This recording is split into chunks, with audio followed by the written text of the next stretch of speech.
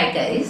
হ্যাঁ, এখন আমি কিন্তু তোমাদেরকে একটা জিনিস বলবো, শীত হোক, গ্রীষ্ম হোক, বর্ষা হোক, সবসময় কিন্তু আমাদের একটা প্রোটেকশন দেওয়া উচিত ফেসে, তাই না? তার কারণ হচ্ছে আমরা ট্যান পড়ে যাই।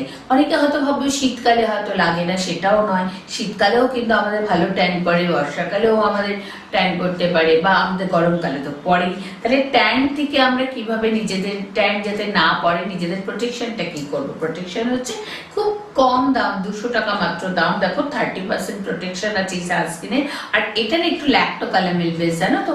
এটা মাখলে পরে না একটু স্মুথ হয়ে যায় স্কিনটা, আর একটু ব্রাইট লুক লাগে। তাহলে আমরা কিন্তু এই সানস্ক্রিনটা ইউজ করতেই পারি। সানস্ক্রিনটা কিন্তু ইউজ করতেই হবে, করতে পারি না, করতেই হবে। যারা রান্না করছো তারা রান্না করার আগে করবে। যাদের ব্ল্যাক স্পট হওয়ার টেন্ডেন্সি আছে তারা তো অবশ্যই রাত্রে কোনো ক্রিম ইউজ করছে, অবশ্যই দিনের বেলায় সানস্ক্রিন মাখা দরকার। আর সানস্ক্রিন কিভাবে মাখবে? সানস্ক্রিন দিনের ডে টাইমে অন্তত 2.5 থেকে 3 ঘন্টার মধ্যে মধ্যে